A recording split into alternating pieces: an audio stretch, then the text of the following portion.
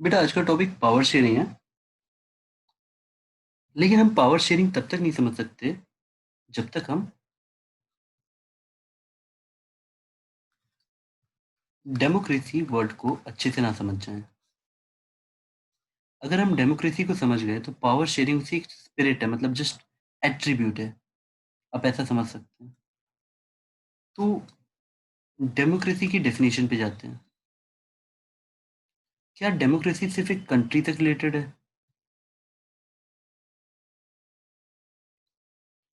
क्या डेमोक्रेसी किसी घर में हो सकती है या किसी ऑर्गेनाइजेशन में, कोई बिजनेस फॉर्म है?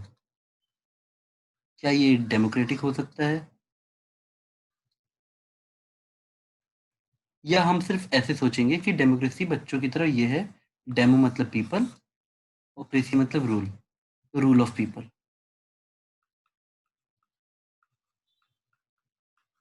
बट अगर एक घर में 10 लोग हैं या एक कंट्री में इतने करोड़ लोग हैं, तो how can everyone rule? तो who will rule?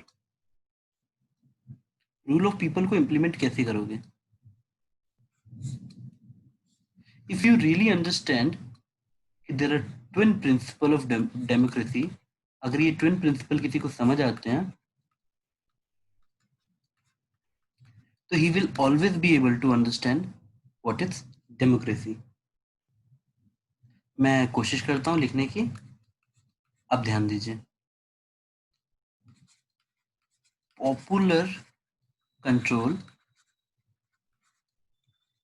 Over collective decision making.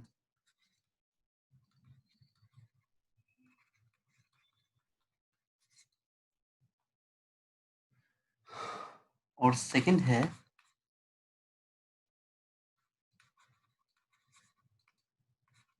equality of rights in the exercise of those control, in the exercise of that control। जितना ज्यादा हम ये प्रिंसिपल लगा पाते हैं, हम कहते हैं उतनी अच्छी कंट्री डेमोक्रेटिक है। अगर हमने किसी छोटी सी कंपनी में भी ये सारे दोनों रूल लगा दिए, तो we can say that the company is democratic. चलो आगे बढ़ते हैं, इसको थोड़ा समझते हैं। पॉपुलर कंट्रोल मतलब कलेक्टिव डिसीजन मेकिंग का मतलब। सपोज एक घर लेते हैं जिसमें 3 लोग रहते हैं, ए, बी, सी। अगर आप मान लीजिए कि कोई एक ऐसा डिसीजन है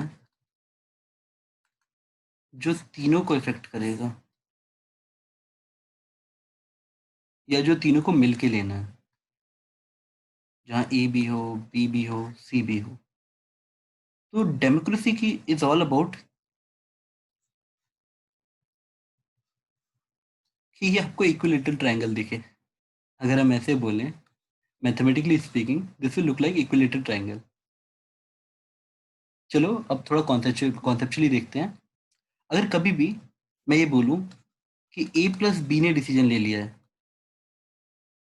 तो this decision will rule over C. अब अगर आप सिर्फ पहला कंटेक्स्ट समझते हैं कि like A plus B is greater than C, तो प्रॉब्लम ये आएगी कि क्या पता सी सही बोल रहा हो। तो हम मेजॉरिटी के हिसाब से डिसीजन नहीं ले सकते। जैसे अगर हम थोड़ा ईस्ट में जाएं, हाँ इंडिया के ईस्ट में, तो वहाँ पे ब्रुनेई करके एक छोटी सी कंट्री है। वहाँ क्रिश्चियंस 41 या 46% है, मुझे एग्जैक्टली याद नहीं, लेकिन ऐसा कुछ है। एंड वहाँ पे कई बार वहाँ का जो रूलर है वो कह देता है कि you can not celebrate Christmas. अब 54 मतलब अगर 41 या 46% क्रिश्चियंस हटा दें, तो just more than half population अगर ये कह देगी you can not celebrate your festival, तो इट्स काइंड ऑफ इनजस्टिस। तो डेमोक्रेसी इस बात में नहीं है कि हम सिर्फ बोलें कि popular control over collective decision making रहे। ये होना चाहिए कि हाँ, जो ज़्यादा लोग बोले वो सही होना चाहिए या उसको इम्प्लीमेंट करना चाहिए। बट इट डज़न्ट मीन कि इस प्रोसेस में, इस एग्ज़ीक्यूशन में, इस डिसीजन में अगर हम इक्वालिटी ऑफ राइट्स को इग्नोर कर दें। For a country, for institution, अगर आप सबको एक ही तरह से देख सकते हो विद इक्वल आई, सबके राइट्स बराबर दिख रहे हैं,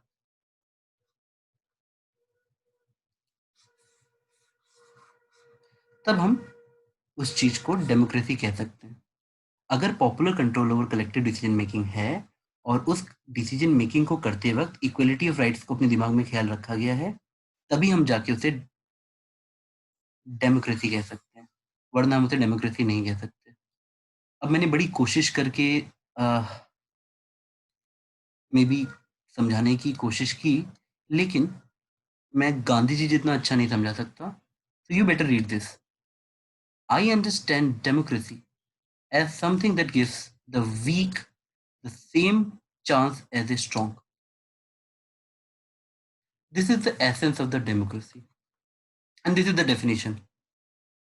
अगर आप डेफिनेशन पढ़ते हो तो आप किसी भी जगह डेमोक्रेसी को समझ सकते हो, और इस यहाँ से आप उसका एसेंस कैच कर सकते हो कि जहाँ वीक के पास भी उतनी पावर है जितनी स्ट्रॉन्ग के पास है, इकोनॉमिकली रिच के पास भी उतनी पावर है जितनी इकोनॉमिकली बैकवर्ड के पास है, जब हम वोट करने की बात करते हैं तो चलो डेमोक्रेसी में डेमोक्रेसी की डेफिनेशन समझने के बाद हम आज के चैप्टर पे आते हैं, दैट्स कॉल्ड पावर शेयरिंग।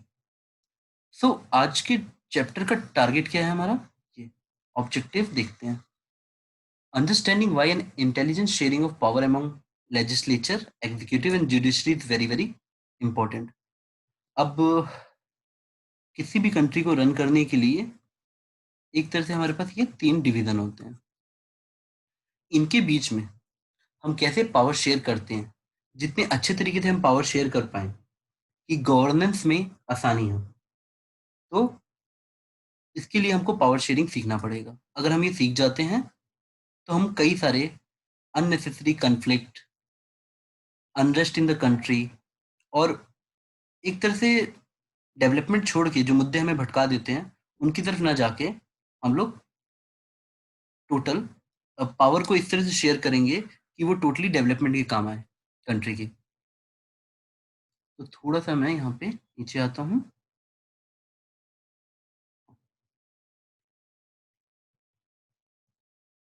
ठीक है, अगर आपको किसी बच्चे को ये सब छोटी छोटी डेफिनेशन नहीं आती हैं तो you can read from here also. देखो जो लॉ बनाता है, that part that makes law, executive जो उसे कैरी आउट करता है, द जुडिशियल ब्रांच जैसे कोर्ट। अब इन तीनों में हमको पावर शेयरिंग सीखनी है, इन तीनों में हर जगह। आगे चल के उसके फॉर्म्स पे भी देखेंगे, बट थोड़ा सा तो हमें किसको ज्यादा पावर देनी चाहिए, who should have more power. क्या जुडिशरी सबसे ज्यादा स्ट्रांग होनी चाहिए या लेजिस्लेटिव जो लॉ बना रहे हैं? Legislative, judiciary, executive. क्या यहाँ पे भी आप इक्विलेटरल ट्रायंगल बनाएंगे जहाँ सबकी इंपॉर्टेंस बराबर होगी? यहाँ पे एक्चुअली में चेक एंड बैलेंसेस लगता है। लाइक अगर लेजिस्लेटिव कोई लॉ बना रहा है तो एग्जीक्यूटिव उस लॉ को इम्प्लीमेंट करते वक्त अगर कुछ गलती करते हैं, जो जुडिशरी आके इसको करेक्ट कर सकती है। एंड सेम, अगर सुप्रीम कोर्ट या जुडिशरी कोई डिसीजन देती है जो कॉन्स्टिट्यूशन के हिसाब से इस एग्जीक्यूशन को गलत कर रहा था, मतलब मान लो एग्जीक्यूटिव बॉडी ने कहा कि मैंने कुछ चीज सही की, जुडिशरी ने उसको बोला तुमने गलत किया, as per this law, law के हिसाब से तुमने ये चीज गलत की, तो लेजिस्लेशन जाके उस लॉ को चेंज करके फिर से एग्जीक्यूटिव के डिसीजन को सही कर सकता है, but it will take some time. But point ये है कि यहाँ पे चेक एंड बैलेंसेस लगता है। नोबडी कैन से कि मैं के इससे बड़ा हूँ। जुडिशरी इंडिया की नहीं कह सकती कि सुप्रीम है, एग्जीक्यूटिव नहीं कह सकता वो सुप्रीम है, लेजिस्लेटिव बॉडी ये नहीं कह सकती कि मैं सुप्रीम हूँ। इन तीनों को मिला के चेक एंड बैलेंसेस के थ्रू हमारी कंट्री चलती है। अब देखो, अब पावर शेयरिंग के बाद कुछ क्वेश्चन हम अपने आप से पूछेंगे, बट थोड़ा सा कुछ डेफिनेशंस पढ़ लेते हैं, उसके बाद हम पावर शेयरिंग में आते हैं।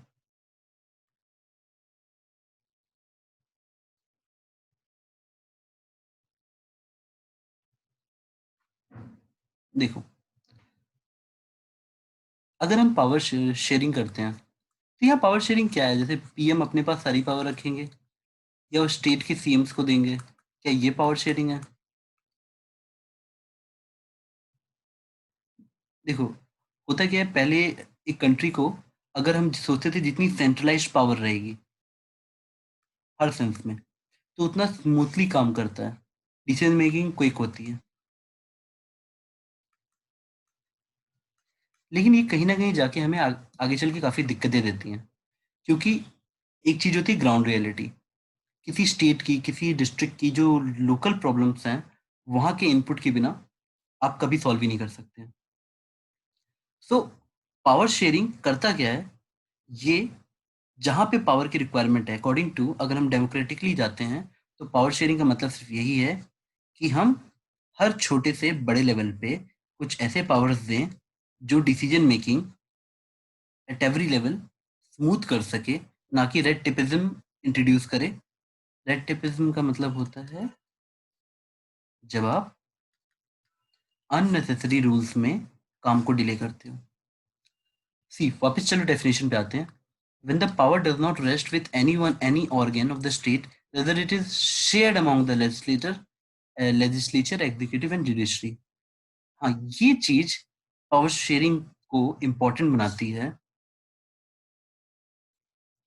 देखो, अगर हम मेजोरिटी को के डिसीजन को हमेशा सही समझेंगे, जैसे कि मैंने आपको डेमोक्रेसी में बताया था डेफिनेशन में, अगर हम लोगों ने सिर्फ यही समझा कि डेमोक्रेसी का मतलब है लेट द मेजोरिटी रूल, सिर्फ पॉइंट नंबर 1 तक रह गए, तो हम लोग यहाँ पे फंस जाएंगे। कहाँ पे? देखते हैं। Under the majoritarianism, majority community rules the country is usually in its own way by disregarding the wishes and needs of minority. हम चैप्टर में जब श्रीलंका का एग्जांपल देखेंगे, तो श्रीलंका का एग्जांपल यही था बेटा, कि उसने सोचा कि मेजॉरिटी के हिसाब से हम डिसीजन लेते जाएंगे और वो बैकफायर नहीं करेगा। कोई भी कंट्री जब किसी एक सिंगल सिटीजन के राइट्स छीनती है, तो वो आगे चल के कहीं ना कहीं रिग्रेट करती है, या ये सब चीजें बैकफायर करती हैं। फेडरल गवर्नमेंट का मतलब सिंपली ये होता है, जो देखो कई कंट्रीज में जैसे यूएसए में फेडरल गवर्नमेंट मीन्स वहां पे सब स्टेट अलग अलग रूल करते हैं अपना, और एक सेंट्रल गवर्नमेंट है, तो उसको हम फेडरल गवर्नमेंट कह देते हैं। यहाँ पे ये इसी कंटेक्स्ट में लिखा गया है, general government for entire country is usually called federal government. India में यहाँ पे इसका कंटेक्स्ट सेंट्रल गवर्नमेंट है। सिविल वॉर, ये सब टर्म्स जरूरी हैं इससे पहले कि हम एनसीईआरटी के चैप्टर में घुसे। सिविल वॉर वो कंडीशन होती है जब किसी दो ग्रुप्स में विद इन ए कंट्री, मतलब कोई आउटसाइडर ना रहे, विद इन द कंट्री अगर दो कम्युनिटीज वॉर टाइप की सिचुएशन बना लेती हैं। मतलब हम सिविल वॉर तब बोलेंगे जब दो लोग बहस कर रहे हैं, तब नहीं, जब आर्म्ड बहस हो रही है, मतलब आर्म के साथ, people carrying guns, riots for some reasons within the country, तब हम उसे सिविल वॉर बोलेंगे। कम्युनिटी गवर्नमेंट क्या होती है? सपोज किसी जगह हमें डिसीजन मेकिंग में दिक्कत आ रही है, और वहां पे हमने कुछ सोशल ग्रुप बना दिए और उनको बोला कि वो सेक्शन ऑफ प्रॉब्लम आप रूल कर दीजिए अपने हिसाब से।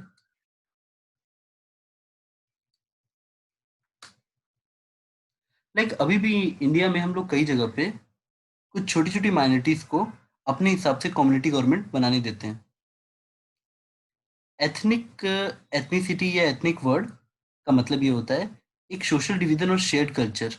बट एथनिसिटी आप वैसे भी देख सकते हैं, जैसे अगर आप ऐसा फील करें कि आप एक ही जगह से बिलोंग करते हैं, कि लाइक जैसे आप अगर आप अमेरिका जाएं तो दो इंडियंस मिल के बोलेंगे हाँ हमारा एथनिक ग्रुप एक ही है। कुल मिला के अगर आप एक ऐसा बिलोंगिंगनेस की फीलिंग ले सकते हैं, नहीं नहीं हमारी जड़ें सेम है, तो we say we are from same ethnic group. यहाँ पे फिजिकल अपीयरेंस को भी बोल सकते हो तुम। Then we will come to prudential. भाई प्रूडेंशियल मीन्स सिंपली एक कैलकुलेटेड गेन और लॉस। तो देखो, क्या पावर शेयरिंग सिर्फ सही और गलत की बात है? इस power sharing is only about right और रॉन्ग, और इज इट प्रूडेंशियल ऑल्सो? क्या इसमें हमने गेन और लॉसेस को सोच के किया है? Answer is yes, it is prudential.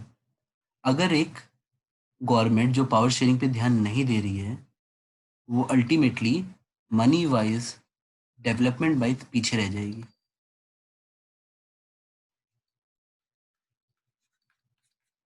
क्योंकि this power sharing is a wonderful tool for governance of a country. It's just not about what is right or wrong, it is also about what is prudential. So ये basic definitions खत्म करने के बाद हम थोड़ा थोड़ा chapters पे वापस लौटते हैं, पावर शेयरिंग पे। अब तक हमने डेमोक्रेसी की डेफिनेशन, थोड़े कुछ इंपॉर्टेंट टर्म्स समझे थे।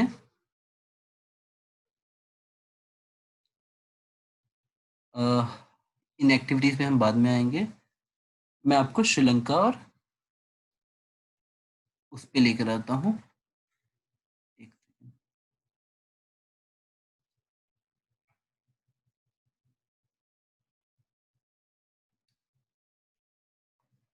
सबसे पहले हम श्रीलंका पे देखते हैं। इस चैप्टर में श्रीलंका देके और इस श्रीलंका का एग्जाम्पल देके हमें बताया not to do list for a healthy democracy. यानी अगर हम कभी भी आंसर लिख रहे हैं तो वी शुड नो कि हमें श्रीलंका ने जो जो किया वो नहीं करना है, और अपने आंसर्स में भी ये जस्टिफाई करना होगा कि why things done by Sri Lanka was wrong, and it could have been very different scenario अगर हम बेल्जियम का एग्जांपल लेके डिसीजन मेकिंग करते तो। इसलिए बेल्जियम की जितनी, जब आप चैप्टर रीड करेंगे तो बेल्जियम की जितनी एक्टिविटीज होगी वो हेल्दी डेमोक्रेसी रिप्रेजेंट करेगी, even though they will form very complex system. यहाँ तुम रूल करो, वहां मैं करूंगा, एंड सो अभी पढ़ेंगे। पहले श्रीलंका को देखते हैं। अगर आप श्रीलंका के मैप पे जाएं, यहाँ पे तमिलनाडु बगल में है। वैसे ऐसी शेप नहीं है, बट यहाँ से देखो श्रीलंका भी पहले ब्रिटिश रूल में था, और ये जो मेजॉरिटी है अगर आप ध्यान से देखोगे तो सिनेलिज पीपल की है जो ये लैंग्वेज बोलते हैं, और ये बेसिकली बुद्धिस्ट हैं।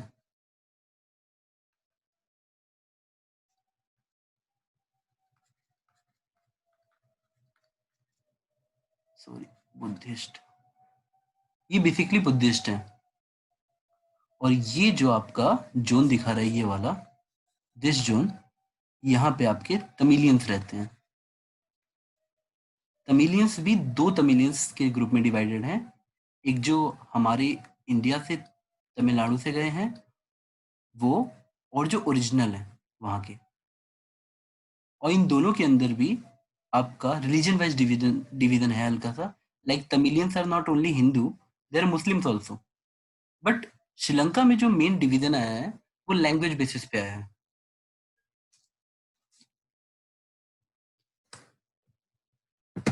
जब इंडिया भी आज़ाद हुआ था, तो हमारे यहाँ पे भी काफ़ी डिफरेंट लैंग्वेजेस थी, लेकिन थोड़ा सा दिमाग लगा के नेहरू जी ने और पटेल जी ने रिलीजियस बाउंड्रीज को और लैंग्वेज बाउंड्रीज को अवॉइड करके यूनिफिकेशन पे ध्यान दिया था, तो हम लोगों को इतनी दिक्कत नहीं आई थी। पर यहाँ पे मेजॉरिटी में ये थे। अब इनकी लैंग्वेज अलग है, सिनेलीज, और तमिलियंस की लैंग्वेज अलग है। तो आज़ादी मिलने के बाद में इन्होंने ये दिखाना शुरू किया। 1948 I think they got freedom, और उसके बाद से धीरे धीरे रूल्स एंड रेगुलेशन चेंज करके इन्होंने सारे प्रो सिनेलिस मूवमेंट स्टार्ट कर दी। अब इससे डिसीजन मेकिंग कुछ दिनों के लिए तो क्विक हो जाती है, पर कहीं ना कहीं अगर तुम किसी एक पर्टिकुलर सेक्शन को पूरा government job, education, decision making से दूर रखोगे, तो उनमें अनरेस्ट धीरे धीरे बढ़ता जाएगा। They won't feel part of the system. अब हम थोड़ा नीचे आते हैं ताकि हम देख सकें उनकी गलतियां।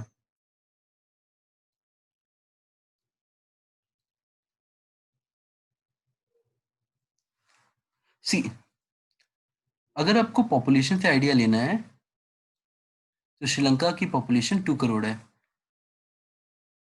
और आपको जान के हैरानी होगी कि इनकी डेवलपमेंट हमसे बहुत अच्छी है। ये आइलैंड कंट्री है, but they are developed India से मच बेटर, अगर हम पर कैपिटा इनकम और इन सब चीज़ों पे जाएं तो। देखिए, अब प्रॉब्लम यहाँ आना शुरू हुई। Government adopted some measures Sinhala supremacy के। इन 1956 सिनेलाज एक्ट में ऑफिशियल लैंग्वेज उन्होंने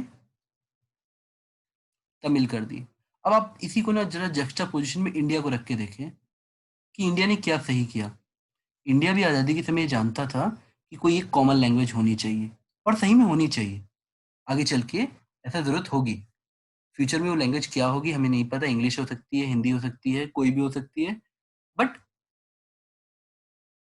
अगर एक बच्चा जो छोटा है, जिसकी फैमिली में कोई पढ़ा लिखा नहीं है, और वो पहली बार स्कूल जा रहा है, तो वो अपनी मदर टंग में ही बात करेगा। और तब इस बच्चे पे कोई अदर लैंग्वेज को थोपना, एक तरह से इसको पढ़ाई से दूर रखना है।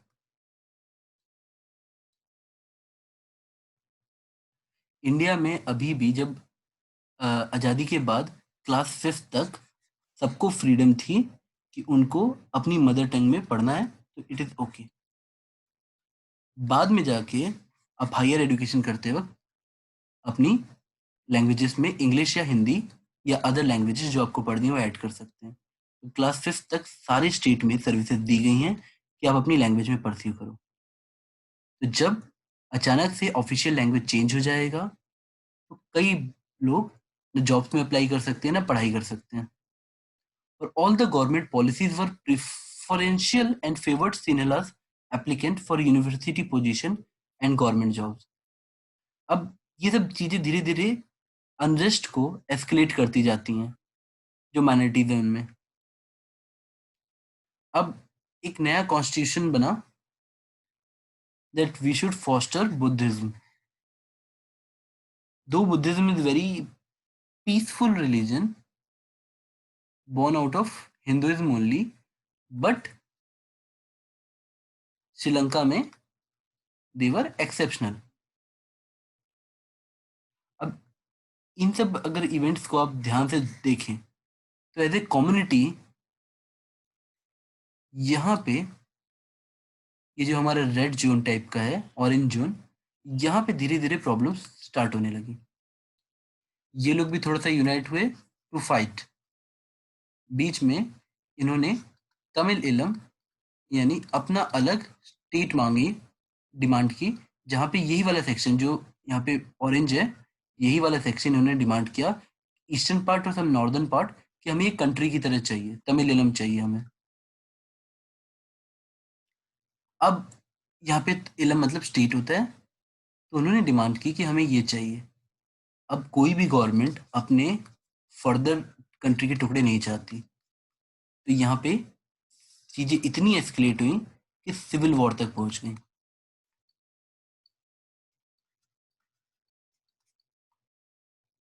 एक छोटी सी चीज जिसको हम लोग बायलैटरल टॉक से ठीक कर सकते थे, पूरी कंट्री को डेवलपमेंट के रास्ते पे ले जा सकते थे, अगर एक वॉर होती है तो हमारी कंट्री डेवलपमेंट में 5-10 साल पीछे चली जाती है।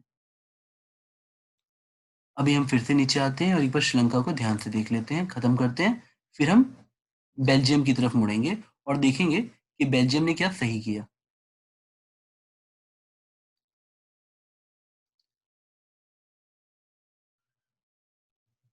अब चाहो तो यहाँ पे कॉजेज ऑफ रिसेंटमेंट या तमिलियंस को वहां पे गुस्सा क्यों आ रहा था, देखिए। जितनी पॉलिटिकल पार्टीज थी, they were insensitive toward the language and the culture of the Tamil people. Political rights were denied, discriminated against them in getting jobs and opportunity. Sri Lankan Tamils launched parties and struggled for recognition of Tamil as an official language, regional autonomy, ऊपर वाला जो section था उसकी autonomy के लिए, equality of opportunity in education and job. अब सी, अगर आप आउटराइटली ही मेजॉरिटी होके माइनॉरिटी के सारे राइट्स को डिनाई करते जाओगे, तो आखिरी में जाके चीजें कहीं ना कहीं आपके हाथ से निकलती हैं। By 1980, several political organizations came into existence demanding Tamil Elam, double E है, in north and eastern part of the Sri Lanka. This led to the civil war, killing thousands of people of both communities. People were forced to leave Sri Lanka as refugees, and many more lost their livelihood, leading to the terrible setback in social and cultural and economic life. देखिए, अगर आप ये सोचें कि आपको श्रीलंका क्यों पढ़ाया जा रहा है, तो there is a bigger region, ताकि आप हमारी डेमोक्रेसी हमेशा हेल्दी रहे, हम ऐसी गलती ना करें कि हम मेजॉरिटी के ही डिसीजन हमेशा सही माने। चलिए हम देखते हैं कि बेल्जियम ने क्या किया, श्रीलंका ने क्या किया, हमने देखा। हाउ कम बेल्जियम को हम सपोर्ट कर रहे हैं यहाँ पे कि इनसे हमें सीखना चाहिए। आप अगर बेल्जियम का मैप देखें, ये इनका कैपिटल है, इसका एक छोटा सा भी आगे चल के रोल पढ़ेंगे। देखिए, यहाँ पे अगर आप जोन्स देखें, तो यहाँ पे जर्मनी स्पीकिंग, जर्मन स्पीकिंग, ये वेल्लोनी रीजन है, ये है French speaking, this region is a Dutch और या Flemish region.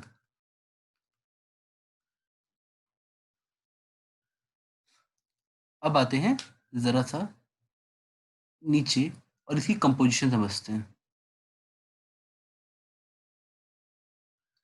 It is a small country in Europe, smaller in area than Haryana.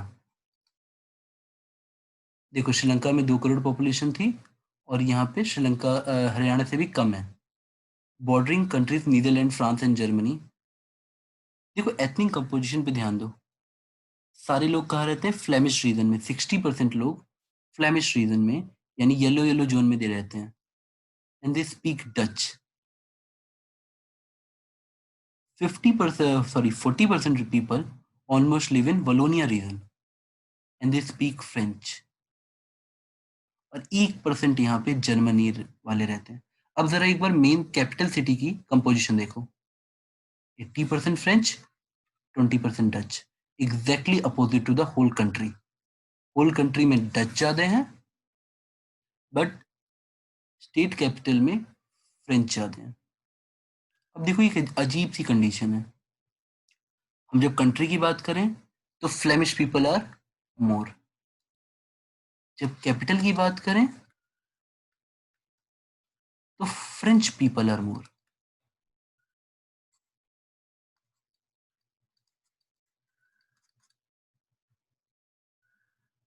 City में अगर आप ध्यान से देखें तो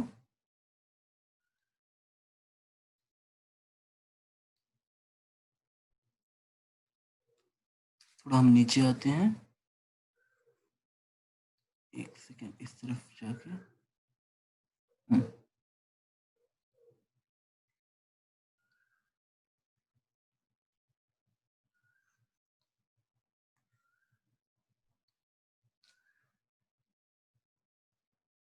the minority French speaking community was relative rich and powerful. अगर एक कंट्री को दो पार्ट्स में डिवाइड करूं, यहाँ पॉपुलेशन कम है और ये रिच है, और यहाँ पॉपुलेशन थोड़ी ज़्यादा है। अब ऐसा सोचो 40-60, ये लोग थोड़ा सा रिलेटिवली पुअर हैं, तब ये कंपटीशन 60-40 का नहीं रह जाता। Rich people have always more power anywhere.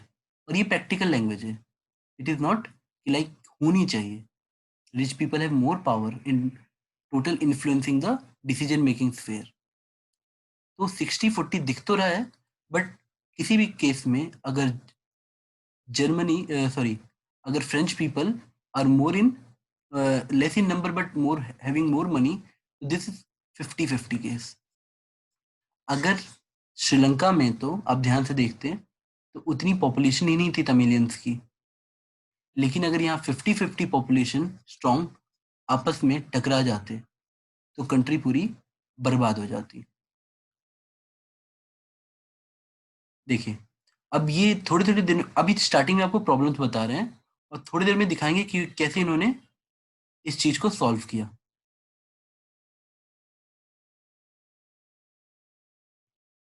अब डच स्पीकिंग कम्युनिटी को ये पसंद नहीं आता था कि इकोनॉमिक डेवलपमेंट का जितना बेनिफिट है वो French people, French speaking people ले पाते हैं। तो थोड़ी सी टेंशन बढ़ी उन लोगों के बीच में, और ब्रसेल में जो कैपिटल है ये थोड़ी सी एक्यूट हो गई।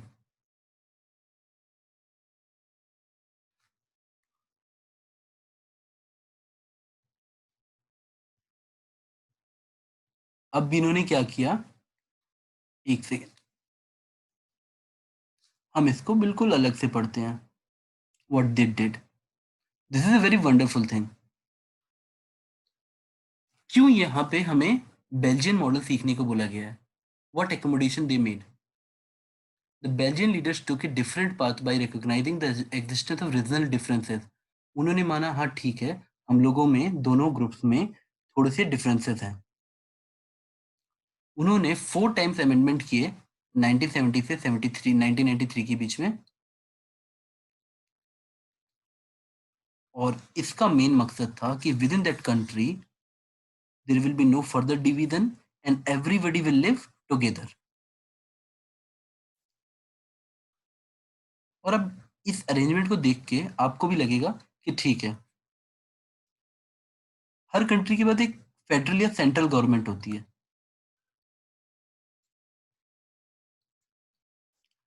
इस सेंट्रल गवर्नमेंट में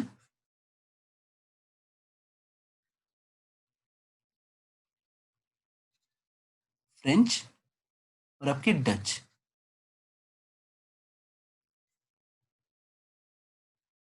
अगर आप ध्यान से देखें तो डच मेजॉरिटी में ज़्यादा थे,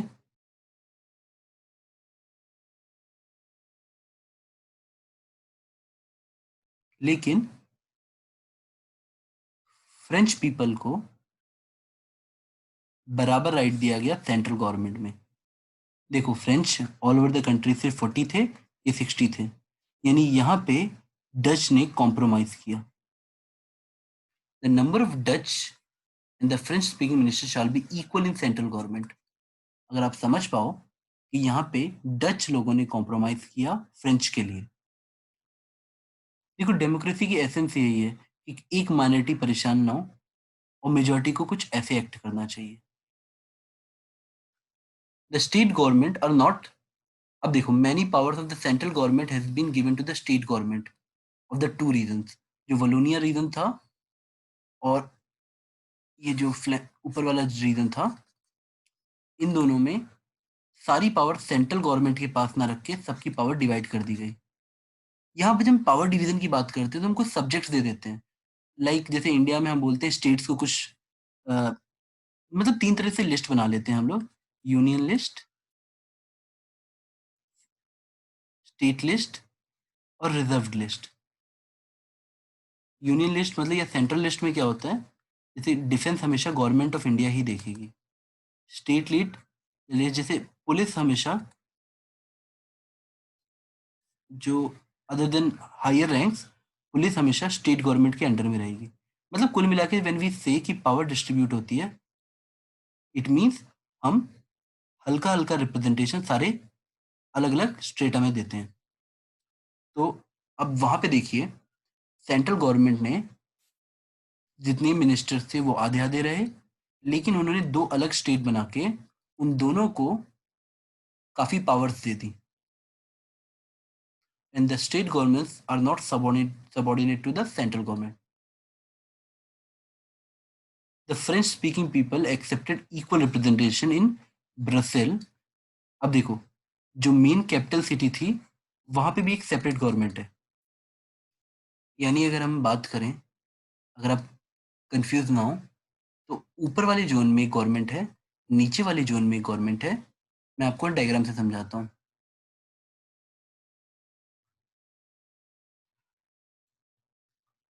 अगर हम डायग्राम पे चलते हैं, देखो यहाँ पे डच माइनॉरिटी पे थे, बट सिटी की जो ब्रसेल सिटी की भी जब गवर्नमेंट बनी तो यहाँ पे भी 50-50% रिप्रेजेंटेशन दिया गया। तो यहाँ पे फ्रेंच ने कॉम्प्रोमाइज किया, पूरी कंट्री में डच ने कॉम्प्रोमाइज किया, तो मेन सिटी में, कैपिटल सिटी में आपके फ्रेंच ने कॉम्प्रोमाइज किया। एक बार डच ने, एक बार फ्रेंच ने। इन दोनों रीजन को थोड़ा सा ऑटोनोमस पावर दी गई। यहाँ पे 50-50 खेला गया, और जो टोटल गवर्नमेंट है, फेडरल गवर्नमेंट, उसमें भी 50-50 खेला गया। इस तरीके की डिसीजन मेकिंग से ये सिस्टम बड़ा कॉम्प्लेक्स हो गया। अब एक बार वापस चलते हैं बेल्जियम एकोमोडेशन पे और नीचे आके समझते हैं।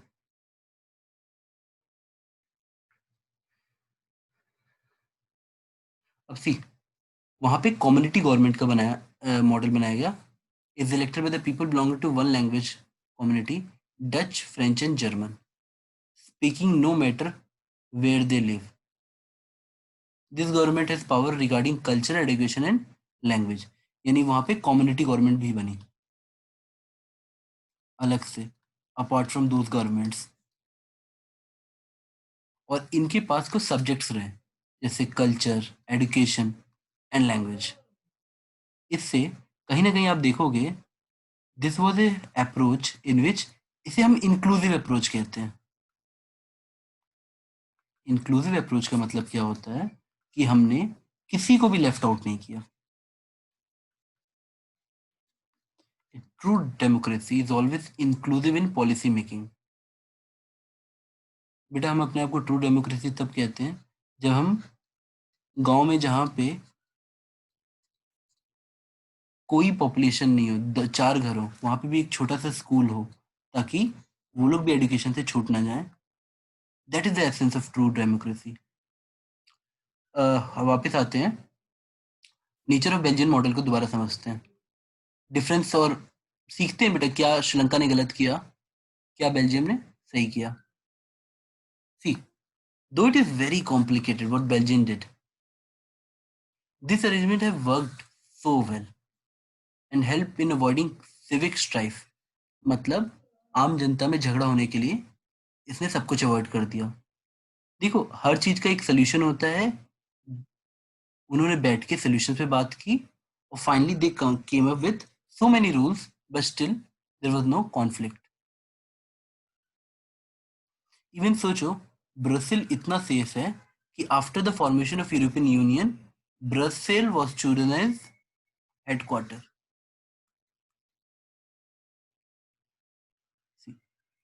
अगर एग्जाम में ये डिफरेंस आया तो हमें लिखना पड़ेगा द बेल्जियम और श्रीलंका मॉडल में difference. The leaders have realised that the unity of a country is possible only by respecting the feeling and the interest of different communities and regions.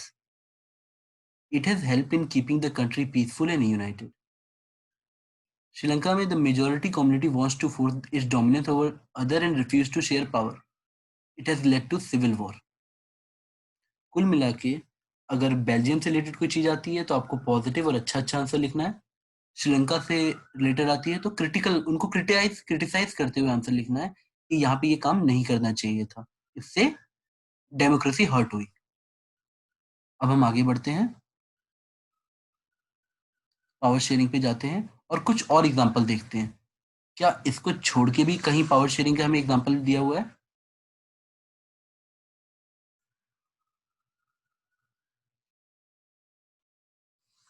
हम सारी थ्योरी को धीरे धीरे खत्म करते हैं.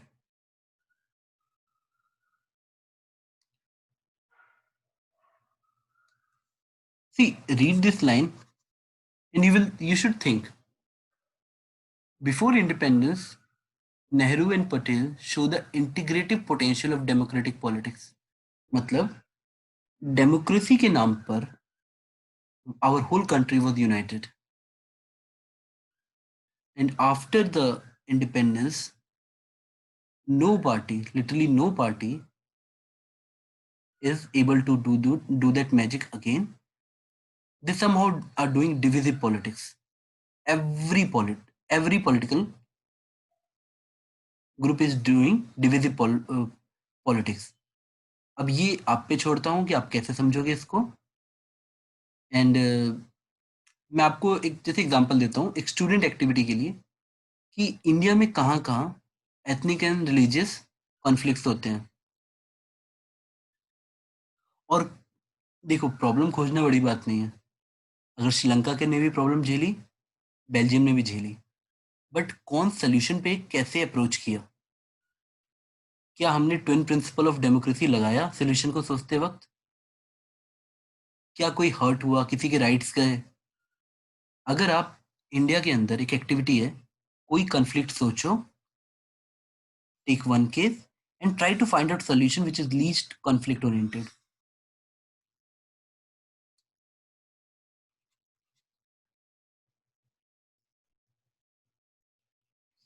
थोड़ा थोड़ा एनसीईआरटी का हल्का हल्का सेक्शन खत्म करते हैं. दिस इज खलीज डिलेमा. डिलेमा मीन्स जहाँ पे आपके पास दो रास्ते होते हैं, हिंदी में से दुविधा कहते हैं. It's like what to do what not to do. धर्म संकट टाइप का कि क्या सही क्या गलत. In this whole page Khalil के बारे में बोला गया है. और ये एक जगह की कहानी है जहाँ पे लेबनान की कहानी है, जहाँ पे क्रिश्चियंस भी थे, मुस्लिम भी थे, उसमें भी सिया भी थे, सुन्नी भी थे. उन्होंने बड़ा मिलजुल कर सबको इक्वल रिप्रेजेंटेशन देते हुए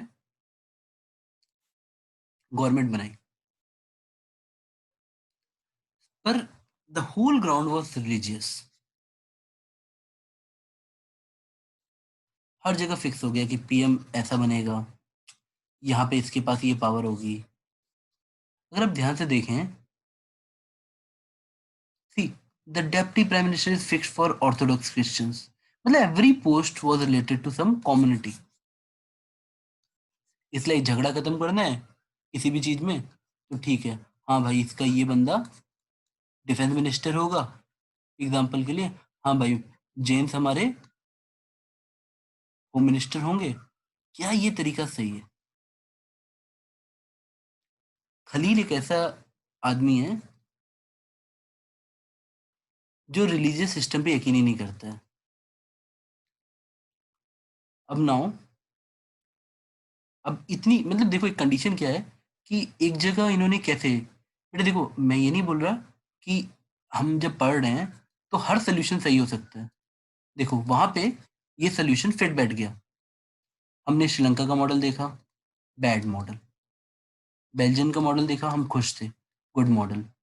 हमने यहाँ पे लेबनान का मॉडल देखा, ये भी तो वर्क किया, सिविल वॉर को रोक दिया इसने। But is it in the true spirit of the democracy? क्यों ये मॉडल परफेक्ट नहीं है?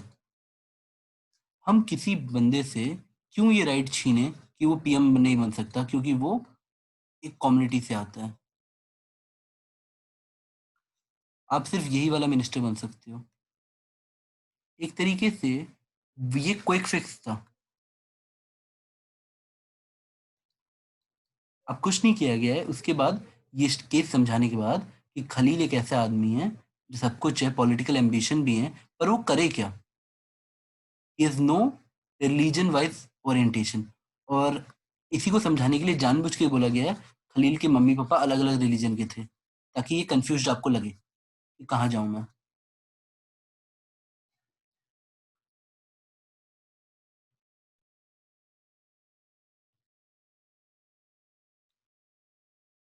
अब बेटा, एक इंडियन स्टोरीज में वेताल वाली स्टोरीज आती हैं, उसमें पूछा गया अगर इसके ऊपर वेताल चढ़ गया तो आप खलील की जगह होंगे तो क्या करेंगे, कौन सा सोल्यूशन सजेस्ट करेंगे?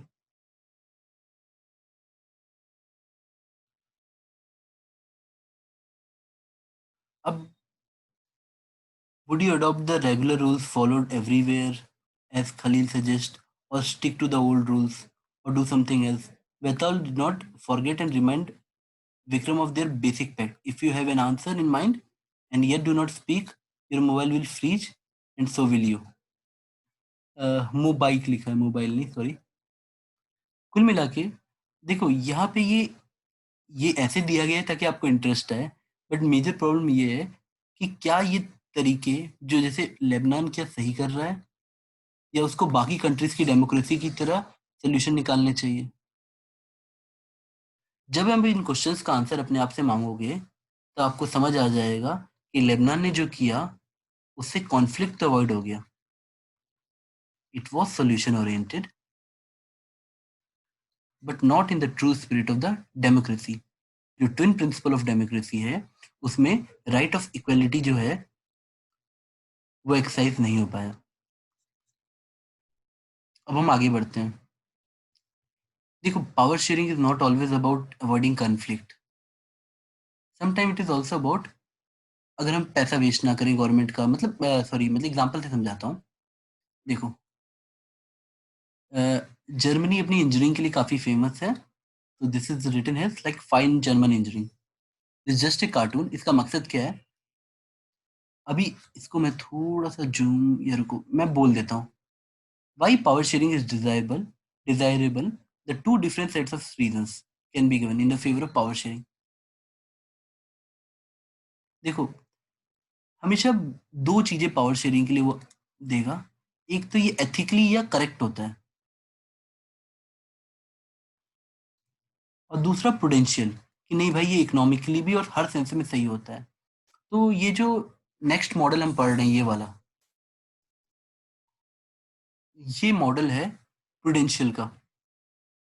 इन वन इलेक्शन जर्मनी में दो पार्टीज को किसी को मेजोरिटी नहीं मिली, 50-50% मिली। इन्होंने आपस में बात करके एक कोलिशन गवर्नमेंट ही बना ली। एक सेकेंड।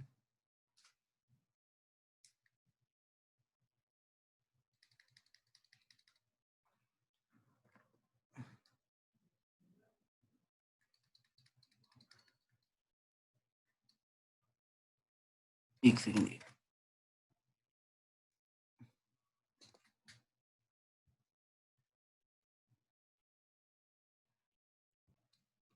सी, यहाँ पे यही दिखाया गया कि कैसे उन दोनों पॉलिटिकल पार्टीज ने मिलकर कोलिशन गवर्नमेंट बना ली। इस इमेज का ये मकसद है, to avoid many conflicts. They take divergent position on several policy matters but still jointly run the government. So power sharing कई बार पॉलिटिकल पार्टीज के बीच में भी दिखाई जा सकती है। आप पावर शेयरिंग का जो मॉडल समझ सको समझो, बट ये ऐसा नहीं है कि सिर्फ कॉन्फ्लिक्ट अवॉइड करने के लिए होता है, वो वाले रिलीजियस या एथनिक कॉन्फ्लिक्ट। ये this line is really good, the tyranny of the majority is not just oppressive for the minority. It अगर आप माइनॉरिटी को तंग करते रहे तो somehow it will always fire back to majority.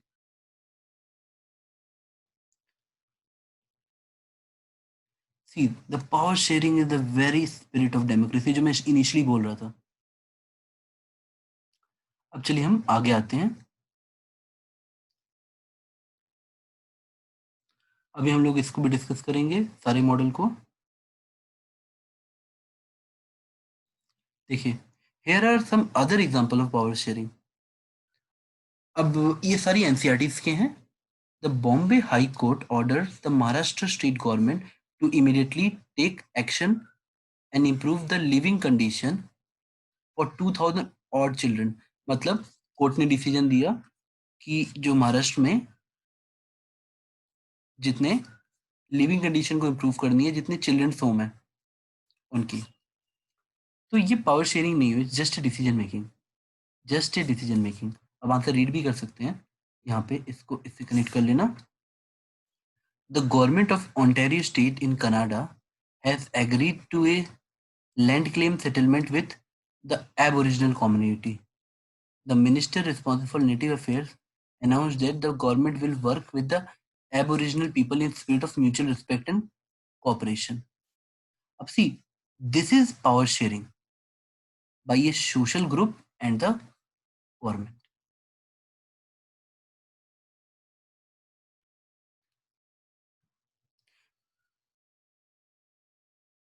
See, then हम next पढ़ते हैं। The Russia two influential political parties, the Union of Right Forces and the Liberal Yabloko movement, agreed to unite their organization into a strong right-wing coalition. They proposed to have a common list of candidates in the next parliamentary election. See, यहाँ पे भी अगर तुम ध्यान से देखो, this is sharing of power mutual consent के साथ में। The finance minister of various states in Nigeria got together and demanded the federal government declare its sources of income. They also wanted to know the formula by which revenue is distributed to various state governments. In the last year, power is being shared at different government levels, the state or the regional, demanding the government. मतलब देखो, इन सारे examples के through मान लो एक federal government है, सारे state government मिलके उनसे पूछ रहे हैं कि आप पैसे को कैसे डिस्ट्रीब्यूट करते हो, प्लीज हमें एक्सप्लेनेशन दो। तो हमको यहाँ पे देखना पड़ेगा कि कहीं ना कहीं डेमोक्रेसी में इन दोनों को पता होना चाहिए, पावर शेयर होनी चाहिए कि पैसा कहाँ पे आ रहा है।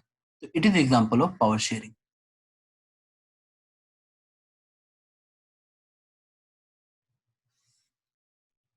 एक सेकेंड।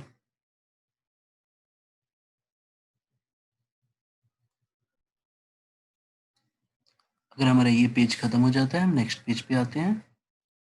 आई गेस ये पेज ऑलमोस्ट ओवर हो चुका है, फिर भी हम लोग एक बार चेक कर लेते हैं इस पे अगर हमने कुछ पॉइंट छोड़ा है तो।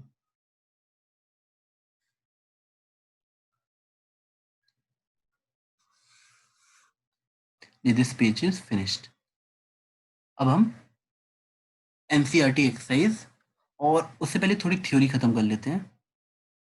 हमारा इंपॉर्टेंट डेफिनेशन हो चुका है, पावर शेयरिंग वाली स्लाइड हो चुकी है, फॉर्म्स बाई पावर शेयरिंग भी शायद हो चुका है, ये देख लेते हैं, नहीं हुआ है। सी, मैंने आपको एक जिस टाइप का बता भी था कि पावर शेयरिंग का एक्चुअल मतलब हमेशा दो तरीके से आप सोच सकते हो, कि सही चीज है यानी एथिकल है, और प्रूडेंशियल है, फायदे का भी सौदा है। It is always prudential as well as ethically correct. This is the only, आप जितना भी पढ़ोगे समरी यही निकलेगी।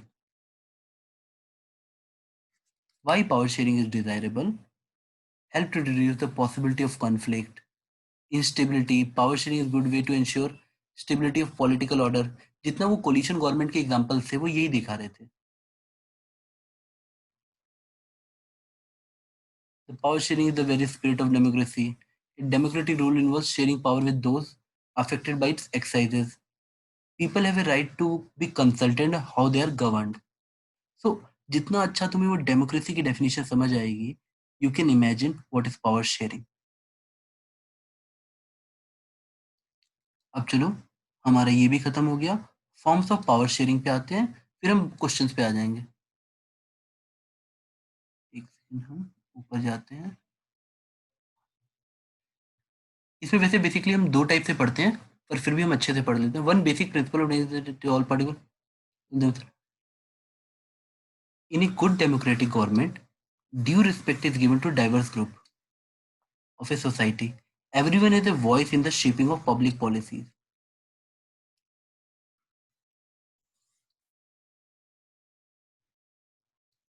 अगर हम इसके अंदर पावर्स अलग अलग देते हैं, तो हम ये नहीं कहते ये बड़ा है ये बड़ा है, सब ये तीनों एक हॉरिजॉन्टल लेवल पे आते हैं। इसलिए इसमें जब पावर डिस्ट्रीब्यूट होगी तो हॉरिजॉन्टल पावर शेयरिंग होगी।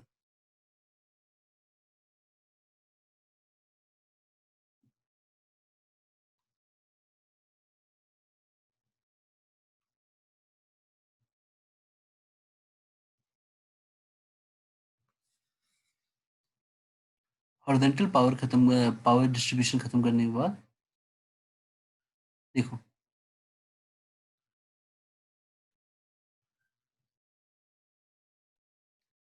आपको मैंने चेक एंड बैलेंसेस पढ़ाया था।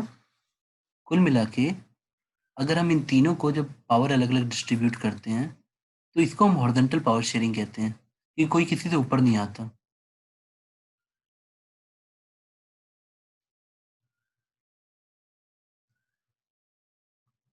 A general government for the entire country called federal, the same principal action। अब देखिए, इंडिया का मॉडल स्पेशल है, हम पंचायती राज तक पहुंच चुके हैं।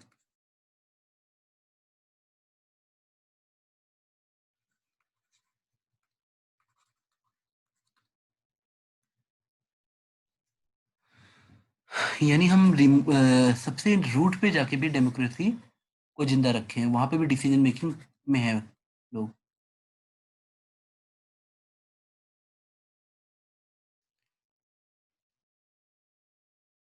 कम्युनिटी गवर्नमेंट क्या होता है? जैसे बेल्जियम में हमने एग्जांपल पढ़ा था, हमने वहां पे तीनों लैंग्वेजेस को अपने अपने थोड़े थोड़े कुछ डिसीजंस लेने का हक दे रखा है, जैसे education, religion based, culture based, तो उसे हम कम्युनिटी गवर्नमेंट कहेंगे।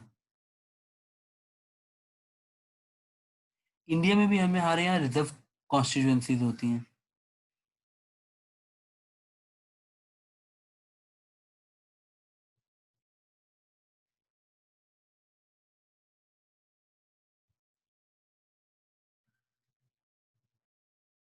एक second,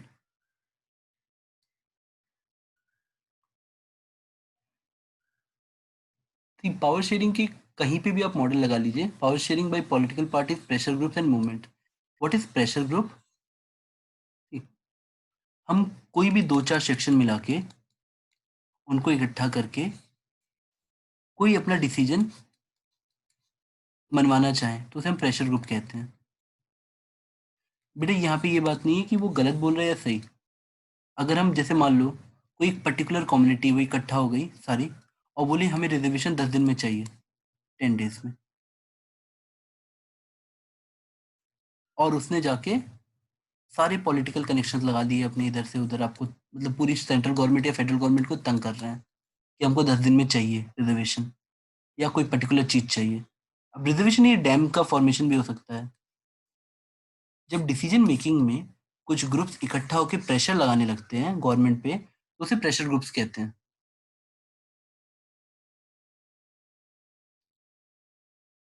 Sometimes the sharing can be direct when two or more parties from the alliance to contest election. If their alliance is elected, any coalition government is example of power sharing. आप even जैसे India में labour laws हैं, it is also example of power sharing, कि कहीं ना कहीं कुछ right आपके हर डिवीजन को भी दिए हैं, मैनेजमेंट को दिया है, लेबर्स को राइट्स दिए हैं। This is also power sharing.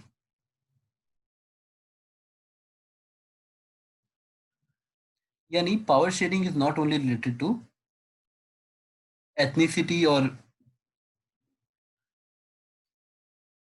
Related to government decisions, it is also related to some companies. मतलब power sharing is just like, या आप कहीं पे भी जब आप डिसीजन मेकिंग टूल सब में डिस्ट्रीब्यूट कर देते हो, दैट इज पावर शेयरिंग। हम आते हैं, आगे बढ़ते हैं और एनसीईआरटी के एक्सरसाइज पे आते हैं।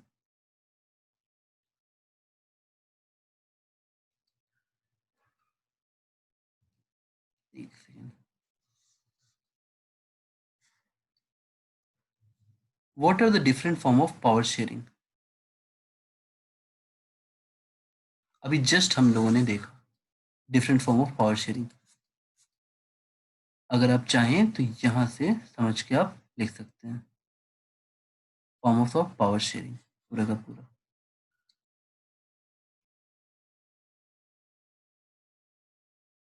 यानी पावर शेयरिंग को आप अपने हिसाब से भी डिवाइड कर सकते हैं।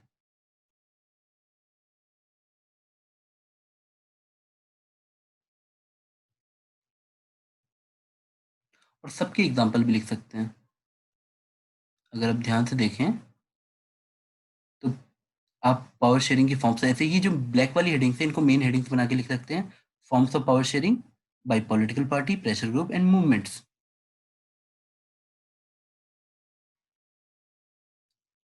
Among governments eight different levels, तब आपको ये लिखना पड़ेगा फेडरल, स्टेट, लोकल। अब जब तुम ये फेडरल, स्टेट और लोकल बनाओगे तब आप इसको वर्टिकल पावर शेयरिंग की तरह देख सकते हो।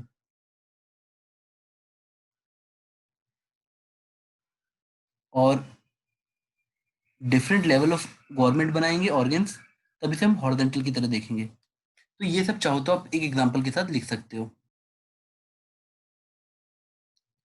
हम आते हैं एनसीईआरटी एक्सरसाइज पे दोबारा। State one prudential reason and one moral reason for sharing with in power in the Indian context.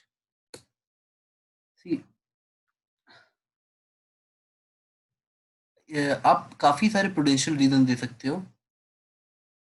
जैसे हम लोग कभी भी किसी रिलीजियस माइनॉरिटी को अपना खुद का इंस्टीट्यूशन खोलने देते हैं, चाहे वो जैन हो, चाहे वो मुस्लिम्स हो, चाहे वो सिख कम्युनिटी क्यों ना हो। तो एक तरह से हम उनको एजुकेशन में आगे बढ़ने देते हैं, या जो एक एज ए कंट्री बहुत जरूरी है। जब आप कंट्री को सोचते हैं तब आप माइनॉरिटी को, आप चाहते हैं कि माइनॉरिटी अपना ख्याल खुद रखे, तो this is just prudential reason. और moral reason is always like कि मान लीजिए अगर हम किसी को स्टडी करने देते हैं या हम उसकी स्टडी को फाइनेंस करवाते हैं माइनॉरिटीज की, तो एक तरह से ये हमारी देखो, मैं आपको एक एग्जांपल से समझा सकता हूँ कि सपोज आपके काफी ज्यादा लिंक्स हैं, इधर उधर हैं, और एक जगह सिर्फ एक माइनॉरिटी एक नया आदमी आया है जो जो किसी को नहीं जानता है। तो for him getting a job और for him getting a connection is very very difficult. तो ये हमारी मोरल रिस्पॉन्सिबिलिटी रहती है कि हमारी we should have a soft corner towards minority, क्योंकि they face lot of problems जो हम कॉमन लोग समझ ही नहीं सकते हैं। तो मोरल रीजंस में आप ये सब लिख सकते हो। अब जैसे एक आप देखो कितने भी एग्जांपल आप सोच सकते हो, जैसे इलेक्शन हुआ, कोलिशन गवर्नमेंट क्यों बननी चाहिए? पोटेंशियल रीजन, पैसा नहीं लगेगा, दोबारा इलेक्शन होगा तो पैसा लगेगा।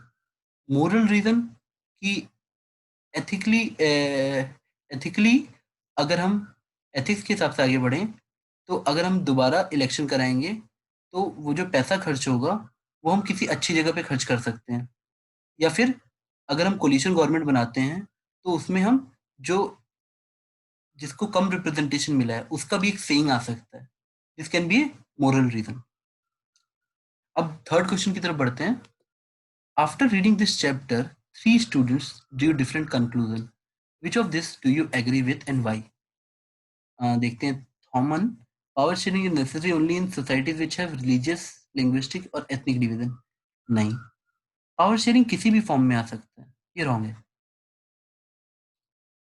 Power sharing is not related to religion only, linguistic only, ethnic only. देखिए, अगर एक बहुत ही बहुत बड़ी कंट्री है और आप उसको सब पार्ट्स में डिवाइड कर रहे हो ताकि काम वंडरफुली हो सके, this is example of power sharing. तो यहाँ पे हमें कहाँ से रिलीजियस, लिंग्विस्टिक या एथनिक डिवीजन आया? Mathai. Power sharing is suitable only for big countries that have religion. नहीं, ये तो मीनिंगलेस है।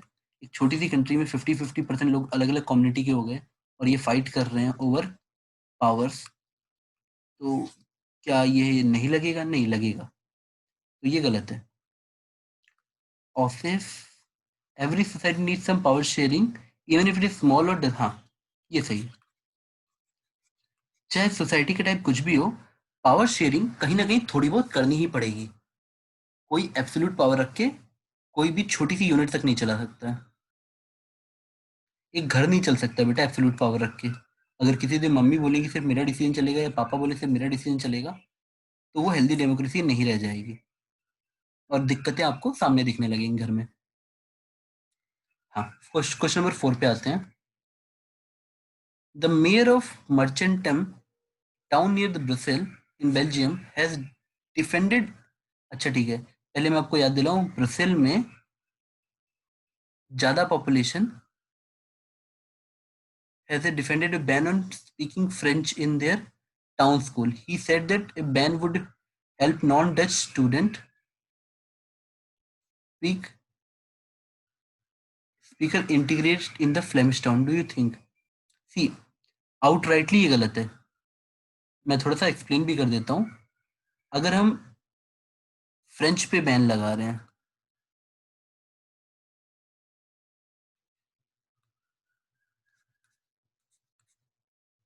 Defended ban on speaking French in their town. अगर आप ब्रसेल को याद रखो, तो ब्रसेल के अंदर मेन सिटी में मेजॉरिटी में फ्रेंच थे और माइनॉरिटी में डच थे। He said that the ban would help all non-Dutch speaker to integrate into Flemish town। मतलब अगर मैं बैन लगा दूं एक स्कूल लेके यहाँ पर कि आपको फ्रेंच नहीं बोलनी है, तो अदर लोगों को इंटीग्रेट कर सकते हो आप अपने अंदर। ये इलॉजिकल बात है। ये जस्ट लाइक एज एब्सर्ड कि मैं ऐसे बोलूं कि कल से आइदर हिंदी और English will be the common language to integrate whole India. ये लॉजिक काम नहीं करता। रातों रात हम कभी कल्चर चेंज नहीं कर सकते। इन दैट सेंस हम क्या अल्टरनेटिव सॉल्यूशन दे? Do you think this measure is in keeping the spirit of Belgium power sharing? Absolutely not. This is not the spirit of power sharing. अगर उसको कोई चीज प्रमोट करनी है, तो he can have two teachers of different language, और आप इसको सपोर्ट कर सकते हो कि ये प्रूडेंशियल मॉडल पे नहीं फिट बैठ रहा और ये एथिकल भी नहीं है, क्योंकि ये कहीं ना कहीं जाके कॉन्फ्लिक्ट को रेज करेगा, तो इट्स नॉट प्रूडेंशियल। और ये एथिकली भी करेक्ट नहीं है, क्योंकि अगर वो फ्रेंच बैन कर देगा, तो जो फ्रेंच बोलने वाली माइनॉरिटी है उसको दिक्कत आ, मतलब फ्रेंच पे बैन कर देगा तो मेजोरिटी तो फ्रेंच ही बोल रहे हैं यहाँ पे ब्रसेल में, तो उन लोग को दिक्कत आ जाएगी। अब हम अ, देखते हैं ये पैराग्राफ क्या लिखा है। 5th नंबर पे आते हैं। We need to give more power to the panchayat. देखो, इंडिया में 4 ईयर गवर्नमेंट है अगर आप समझो तो। सेंटर, स्टेट, डिस्ट्रिक्ट, और यहाँ पे जाके बेसिक लेवल पे पंचायत या विलेजेस टाइप का हमको यहाँ पे इस तरह से पावर शेयरिंग करनी होती है। वी नीड टू, और ये गांधीयन मॉडल था डेमोक्रेसी का। We need to give more power to the panchayat to realise the dream of Mahatma Gandhi and the hopes of the makers of the our constitution. Panchayati raj establish true democracy. It restores. देखो, जब हमारी country, मतलब Britishers नहीं थे, तो भी every village was a functional unit, fully dependent on itself. कई बार development के चक्कर में हम लोग एक छोटी छोटी यूनिट्स हैं, उनकी डिसीजन मेकिंग अपने हाथ में ले लेते हैं, और वो लोग कहीं पे भी डेमोक्रेसी में पार्ट नहीं ले पाते हैं। एक वोट डालने के बाद उनके सारे राइट्स चले जाते हैं। After there they cast their vote. एक वोट डाला, अगले 5 साल बाद फिर वो एक वोट डालते हैं, और इस बीच में they doesn't take participation in democracy. और कैसे डिसीजन मेकिंग या पॉलिसी बनेगी, इनका कोई रोल नहीं लिया जाता। लेकिन जैसे ही हमने पंचायती राज स्टेब्लिश कर लिया, तो डिसीजन मेकिंग विलेजेस तक पहुंच गई। It restores the power to the only place where the power belongs in a democracy, in the hands of the people. Giving powers to panchayat is also a way to reduce corruption and, हाँ देखो, इससे क्या होगा, जो middleman corruption कर रहा है वो दूर हट जाएगा। अगर हम लोकल लेवल पे डिसीजन मेकिंग करवा रहे हैं लोगों को शामिल करते हुए, तो जो मिडिलमैन था वहां पे करप्शन को हम डिक्रीज कर सकते हैं। अच्छा, 10 Panchayati Raj bill statement, please pick out any of the prudential reason. अच्छा, प्रूडेंशियल रीजन सिर्फ, अच्छा सॉरी, ये पैसेज हमने पढ़ा and we had to do pick out any prudential reason for power sharing, तो आप ये लिख लेना, टू एलिमिनेट करप्ट मिडलमैन, इतना। दिस इज लॉजिकल रीजन कि क्यों हमें करना चाहिए। अब चलो हम आगे आते हैं, और यहाँ पे हम लोग वापस आते हैं। अब इस चैप्टर के सारे हम एमसीक्यू सॉल्व करेंगे, जिसमें कुछ प्रीवियस, देखो बेटा बोर्ड का पैटर्न चेंज हुआ है और एमसीक्यूज आ रहे हैं, तो we have to take care of this MCQ section also. अब हम लोग एक एक करके इसको सॉल्व करना स्टार्ट करेंगे। सबसे पहले हम आते हैं क्वेश्चन नंबर 1 पे। Choose the correct option. Power sharing is desirable because it helps to increase pressure on government. गलत बेटा, हमेशा पॉजिटिव आंसर टिक करना चाहिए। To reduce the possibility of conflict. Positive, correct. To generate awareness among, नहीं बेटा, awareness के लिए तो हम ऐसा नहीं बोल सकते। पावर शेयरिंग में डेमोक्रेसी वाइज ट्रू होता है, awareness is not a that big factor. To increase percentage of voters, ये तो बिल्कुल गलत है बेटा, ये मिसलीडिंग था। और बाकी ये वाला देखो, ए और डी गलत हैं, ये कंफ्यूज करने वाला है, बट ये भी नहीं सही है। द अगर वन चॉइस करेक्ट है तो आंसर यही है only. Which major social constituted the largest share in population of Sri Lanka? So this is very simple question. हमारे सिनहेलर्स थे। अब हम नीचे आते हैं। Which of the following is the example of horizontal power sharing? हमने horizontal power sharing पढ़ी थी बेटा, देखिए, the power sharing between the different organs of the government। यानी अगर आपको याद हो, हमने डायग्राम बनाया था यहाँ पे, power forms of power sharing, देखिए, power sharing in the different organs, और यहाँ हमने पढ़ा भी था हॉरिजॉन्टल डिस्ट्रीब्यूशन। अब वापस आते हैं, ये तो इजी क्वेश्चंस हैं। अब हम 4th नंबर पे जाते हैं। Which one of the following statement is not true in Belgium? Not true बनाना है। In Belgium leaders realise that unity of the country is possible only by sharing power, ये तो ट्रू है। In Sri Lanka the majority community wants to force domination over other, true है। In Sri Lanka demand for more autonomy to provinces populated by Tamil has been granted, नहीं, grant किए होते तो ये सब नहीं होता। The division of Belgium among linguistic lines were averted due to power sharing, very good, मतलब ये वाला आंसर करेक्ट है। वहां पे हमने पावर शेयरिंग करके लिंग्विस्टिक बेसिस पे बेल्जियम का डिवीजन रोक दिया था, तो नॉट ट्रू बोला है, तो this is the correct answer, मतलब सी टिक करेंगे। Who elect the community government in Belgium? Community government जो उनकी ये लैंग्वेज बेस्ड थी, तो जो जो लैंग्वेज बोल रहे, people belong to one language community. अब हमने एनसीईआरटी के 6 नंबर और 7 नंबर पे वापस आते हैं, जो हमने वहां पे छोड़ दिए, बाकी सब्जेक्टिव हमने कर दिए थे। Consider the following statement about power sharing arrangement in Belgium. अगर हम इस पे ध्यान दें तो, एक second, in Belgium the Dutch majority people tried to impose their domination on the minority French. In Sri Lanka, the policies of government ensured the dominance of the Sinhalese. ठीक है, बी सही है। आखिरी में करना की वजह से यार करेक्ट करेक्ट बताने हैं, तो ठीक है। हमारा, अगर हम लोग दिमाग लगा के देखें तो हमारा बी तो करेक्ट था, बी करेक्ट है। ए को पढ़ लेते हैं। In Belgium the Dutch speaking majority try to impose their domination, तो फ्रेंच पे ऐसा उनको दिया तो नहीं था कहीं पे, तो ये गलत है। See the Tamil in Sri Lanka demanded a federal arrangement of power sharing to protect their culture language, हाँ ये तो सही है। The transformation of Belgium from unitary government to a federal one prevented a possible division of the country, हाँ ये बिल्कुल सही है। तो आंसर बी सी डी आ जाएगा क्योंकि ए ही गलत है। सेवेंथ, मैच लिस्ट दो दे रखा है, मैं भी बेटा आप लोगों के साथ ही अभी सॉल्व कर रहा हूँ। तो मैच लिस्ट 1 एंड 2, यहाँ पे पावर शेयरिंग है और यहाँ पे forms of government, power sharing.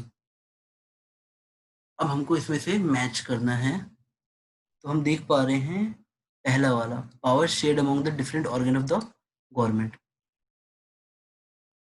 अगर हमें इसको मैच करना पड़ेगा तो हम लोग different organs of the government को ये डायरेक्टली करेक्ट आंसर मैच करना है ना।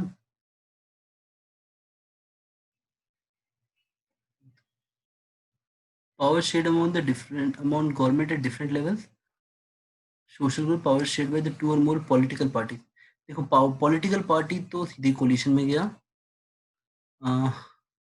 देखो लॉजिकली भी कर सकते हैं, फोर्थ का सी कहाँ मैच कर रहा है, तो फोर्थ का सी, नहीं सॉरी, हाँ फोर्थ का सी सिर्फ यहाँ पे मैच कर रहा है और यहाँ मैच कर रहा है। अब हम आते हैं देखते हैं power shared by different social group. Social group जो पावर शेयर करते हैं, अब ध्यान से देखो तो ये था हमारा कम्युनिटी गवर्नमेंट का एग्जांपल। तो अगर हम इसके हिसाब से चलें तो थर्ड का ए, मतलब सी करेक्ट आंसर है पर हमें पूरा लॉजिकली करना चाहिए। अब हम देखते हैं वो आई का क्या आ जाएगा, B power sharing separation of powers. ठीक है, मतलब ये तो डेफिनेशन थी, पावर शेयरिंग और different organ of government, power sharing separation of power आ गया। अब क्या बच रहा है हमारा, power shared among different government at different levels. अच्छा ठीक है, तो ये हमारा वन का, एक सेकेंड, हमारा आंसर तो ये सी है। वन का बी दिख है, टू का हमारा डी होना चाहिए, power shared among different levels, जैसे फेडरल गवर्नमेंट का एग्जांपल बेल्जियम में दिखाया था। अब हम आगे बढ़ते हैं, हम देख पा रहे हैं अगला क्वेश्चन है द कम्युनिटी गवर्नमेंट सिग्निफाइज, क्या करती है, the power sharing, power of the government regarding community development, the power of the government regarding law making of community।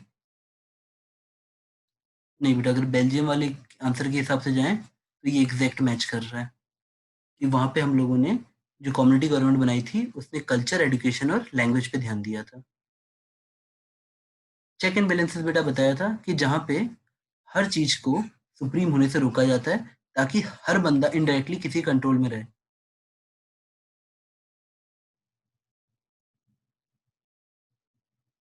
तो अगर हम आंसर टिक करना चाहेंगे चेक एंड बैलेंसेस का, तो आप डायरेक्टली कर सकते हैं, put a check on exercise of unlimited powers of organ of government by maintaining a balance of power among various institution.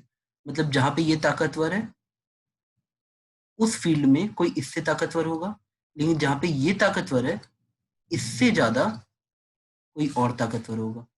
तो मतलब कुल मिला के nobody will be totally as a सब मिला के सुप्रीम नहीं होगा। Believe that the majority community should be able to rule, अब ये तो हमारा श्रीलंका आ गया। Power sharing is the very spirit of democracy, ये तो सही बात है। अब इसमें क्या हमारा 11th में ये क्या ये सिंगल चॉइस करेक्ट है, एक बार चेक कर लेते हैं क्योंकि पहले ही सही निकला है। नहीं, power sharing is the very spirit, यही सही अच्छा है, अगर सिंगल चॉइस है तो this is the best answer. Vertical division of power, हमने देखा था system in which each organ of government checks the power, a type of distribution power in which involve the higher and lower level of government. हाँ बेटा, जैसे मान लो एक ही hierarchy में हमने ऐसे ऐसे करके बना लिया। जैसे मान लो कोई ऑफिस ले लो, हमने बोला कोई डिवीजन, मतलब जैसे मान लो मैंने एफसीआई का कोई ऑफिस ले लिया, वहाँ पे जो सबसे ऊपर बैठता है उसकी पावर अलग है, उसके जो नीचे बैठता है उसकी पावर अलग है, और इसके फर्दर सबऑर्डिनेट की पावर अलग है। तो this will be vertical division. Vertical division में हमेशा एक के अंदर सब सबऑर्डिनेट टाइप के रहते हैं, लेकिन जब हम हॉरिजॉन्टल डिवीजन करते हैं तो दे आर लाइक, मतलब उनकी पावर्स अलग अलग होती है और एक दूसरे को क्लैश नहीं करती है। अब आते हैं हम लोग, पर इसका आंसर क्या टिक करेंगे ट्वेल्थ का हम लोग?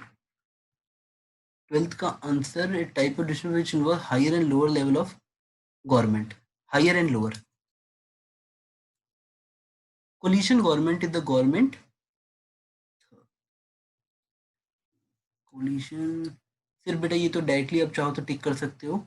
N alliance of the government five two और मेजर, मतलब बेटा जैसे दो पार्टियां मिलकर सरकार बनाती हैं। The word ethnic, different religion, social division और शेयर्ड कल्चर, वायलेंट कॉन्फ्लिक्ट नहीं, ये तो बेटा पता नहीं कहाँ से है। केयरफुल कैलकुलेशन नहीं, ये तो प्रूडेंशियल था। सोशल डिवीजन और shared culture, which of the following are important feature of prudential reasons? 15th का देखो, प्रूडेंशियल मतलब गेन और लॉस सोच के, तो ये तो जाएगा ही जाएगा।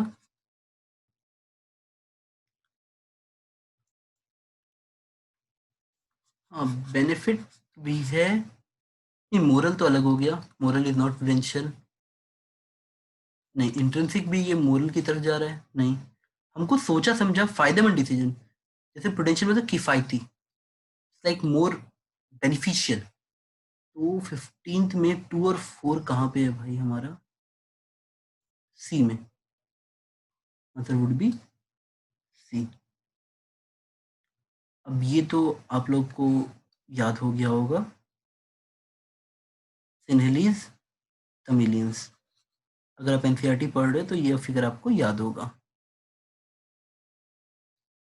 Consider the statements on ethnic composition. पहला देखते हैं, ethnic composition of Belgium is very complex because of diverse language speaking, like हाँ ठीक है। तो अगर हम देखें तो ये तो करेक्ट है, लेकिन पूछा क्या है? अच्छा, French speaking community was minority and more powerful. नहीं, फ्रेंच को हम टोटली माइनॉरिटी तो नहीं कह सकते। Dutch speaking community was majority and less powerful. बेटा ऐसे बोलना गलत है, क्योंकि सेंटर पे एक ज्यादा था, कंट्री मिला के कोई दूसरा ज्यादा था, तो ये दोनों स्टेटमेंट थोड़ा सा गलत जा रहे हैं। जस्ट लाइक दो भाइयों में बोले कि कौन ज्यादा ताकतवर है, अगर पॉपुलेशन लगभग, नहीं बेटा ये स्टेटमेंट थोड़े से नेगेटिव है। There was conflict between French and Dutch communities. देखो ये हो सकता है सही हो, बट एथनिक कंपोजिशन पे कमेंट वाइज देखूं तो सिर्फ 17 का ए करेक्ट है। ये दोनों पूरी तरह से सही भी नहीं है, बट इस 17 के आंसर के हिसाब से सही है, 17 क्वेश्चन के हिसाब से ये सही है, ये वाला। The ethnic composition of Belgium is very complex.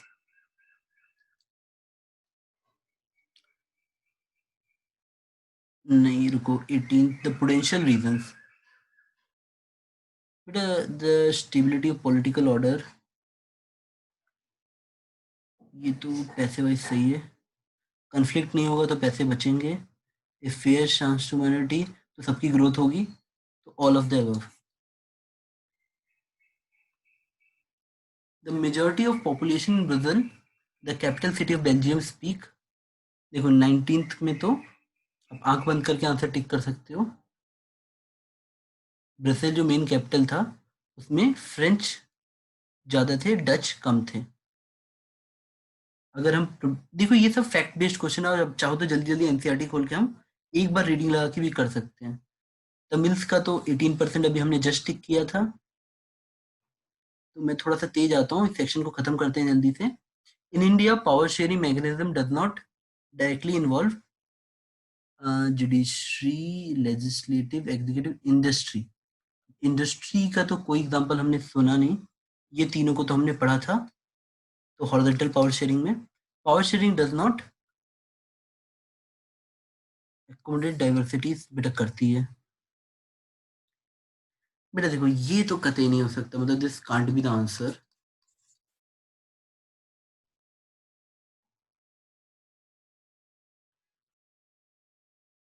Power sharing 23rd पे आते हैं। Sorry, coalition government implies power sharing among different organs of. नहीं बेटा, ये तो रिपीटिव क्वेश्चन आ रहा है, ये तो सी सही होगा। The religion of this religion of state in Sri Lanka is, बेटा बुद्धिज्म ही है। 25th को पढ़ते हैं। Strategy under which all the major segment of the society are provided the permanent share of the power in the government। बेटा इसको power sharing आप कह सकते हो। नहीं रुक जाओ, एक सेकंड रुको। Strategy under which all the, अच्छा सॉरी, मेजर लिखा है ऑफ द सोसाइटी। नहीं बेटा, ये मेजोरिटेरियनिज्म आ जाएगा। अगर इन्होंने मेजर नहीं लिखा होता, ऑल द सेगमेंट्स लिखा रहता कि उनके पास पावर शेयरिंग, तो वो पावर शेयरिंग चला जाता। यहाँ पे मेजर सेगमेंट लिख के इन्होंने इसे यहाँ ढकेल दिया है। The majority of population of Belgium lives in, बेटा देखो majority of the population Flemish region and speaks Dutch। Total population Dutch की ज्यादा थी। अब हम आते हैं थोड़ा सा नीचे, इसको कर लेते हैं। Question number 27। Belgium successfully solve this problem by rejecting policy of majoritism, हाँ। डेवलपिंग पावर ऑफ शेयर, हाँ। Respecting the interest of different communities, बेटा 27th का तो ऑल ऑफ द अबव सही है। 28th का देखते हैं। The power of different level of government shows separation of powers, community government, coalition government, federal division of the power. बेटा हम जब पावर बनाते हैं डिफरेंट लेवल्स पे, तो ये लेवल ऑफ गवर्नमेंट जब बनाते हैं तो ये फेडरल डिवीजन ऑफ पावर होता है। एक सेकेंड, अब हम आते हैं 29 पे। ये मैच द कॉलम टाइप का है, और यहाँ पे शुरू करते हैं हम लोग। Ethnic composition, majoritarianism, civil war, prudential reason, vertical division. अब इसमें हम एक करके पहले हम जल्दी जल्दी ऑप्शन देख लेते हैं। कोई किसी पहले वाले का देखते हैं, एथनिक कंपोजिशन किसके साथ मैच करेगी। एथनिक कंपोजिशन वॉलेंट कॉन्फ्लिक्ट, नहीं ये तो सिविल वॉर होता है, तो सिविल वॉर से देख लेते हैं। सिविल वॉर फर्स्ट पे जा रहा है, यानी मेरा C1 को कनेक्ट करना चाहिए, तो C1 को कनेक्ट यहाँ कर रहा है और कहीं नहीं कर रहा है, तो बी आंसर है। लेकिन हमको सारा सॉल्व करना चाहिए, जल्दी से टिक नहीं करना चाहिए। बी का थर्ड, देखो सॉरी, ए का थर्ड। एथनिक कंपोजिशन क्या होगा बेटा, social division based on shared culture, ठीक है। तो ए का हमारा थर्ड समझ आ रहा है। मेजोरिटेरियनिज्म मतलब वही, बेटा देखो यहाँ पे ज्यादा लोगों के पास पावर, मतलब मेजोरिटी रूल करना चाहे, मेजोरिटी कम्युनिटी, तो हमारा बी का 4 आ गया। सी का हम ऑलरेडी देख चुके हैं, फर्स्ट होना चाहिए। डी का, डी का बेटा, डी क्या है, potential region based on precedence. हाँ ठीक है बेटा, नाम में सही समझ आ रहा है। तो डी का हमारा सेकंड हुआ। अब ई पे आते हैं। वर्टिकल डिवीजन, वर्टिकल डिवीजन पे जब हम आते हैं, तो power is involve division of higher and lower level of government, ठीक है। ई का आपका क्या गया, ई का क्या था, सिक्स्थ। और एफ पे आ जाते हैं। हॉरिजॉन्टल में क्या होता है बेटा, अब एक ही बच रहा है, तो ये आ गया power is shared among the organs of the government, different organ. देखो जब ऑर्गन बोलेगा हॉरिजॉन्टल पावर शेयरिंग, जब गवर्नमेंट बोलेगा लेवल ऑफ गवर्नमेंट, तब आपका वर्टिकल पावर शेयरिंग आ जाएगा। तो ये खत्म हुआ। अब हम आते हैं 30th पे। Consider the following statement on power sharing, ये तो ट्रू फॉल्स जा रहा है, इजी है। Consider the following statement of power sharing, ये power sharing is good for democracy, ये तो ट्रू है। It helps to reduce the possibility of conflict, ये भी ट्रू है। Which of the following statements are true and false? बेटा ये तो काफी सिंपल क्वेश्चन हो गया। Both A and B are true. अब 31 पे आते हैं। Indicate true and false for given statement and give valid reasons. अच्छा, हमें ट्रू फॉल्स भी बताना है, रीजन भी बताना है। चलो स्टार्ट करते हैं।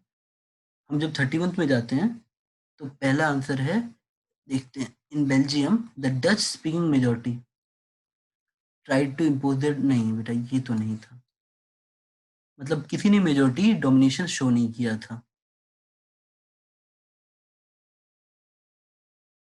एक सेकंड रुक जाओ।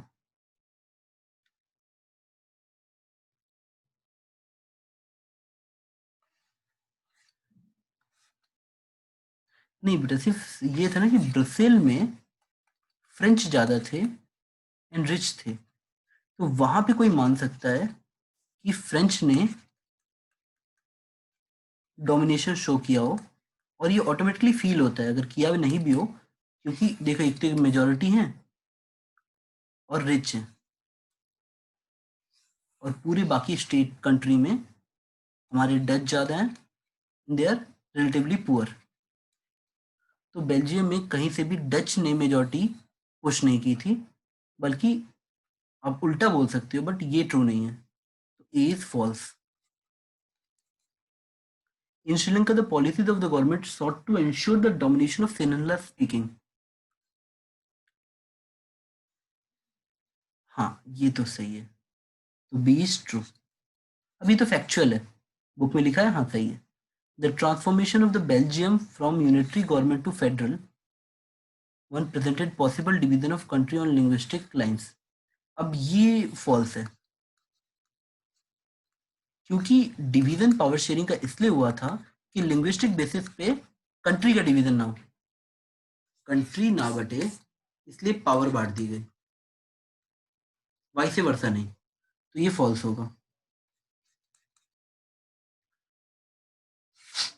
अब Tamil in Sri Lanka demanded federal government of power to protect their culture language, हाँ ये सही है। तमिल अपना खुद का वो ऑटोनोमस जोन भी चाहते थे to protect their culture language and equal opportunity in education in jobs, तो ये ट्रू आ जाएगा। तो क्विक रिकैप में ये फॉल्स रहा, बी वाला ट्रू रहा, सी वाला फॉल्स रहा, और ये ट्रू रहा। तो इसके साथ मैं ये वाली क्लास आज की ख़त्म करता हूँ। आई होप अगर एक बच्चा एनसीईआरटी थोड़ा सा एक गो में पढ़ के ये सारे सवाल रुक के एक साथ लगा लेगा, तो उसका बेसिक्स तो तैयार हो जाएंगे पावर शेयरिंग का बोर्ड का एग्ज़ाम लिखने के लिए। बेटा मैं क्लास क्लोज करता हूँ।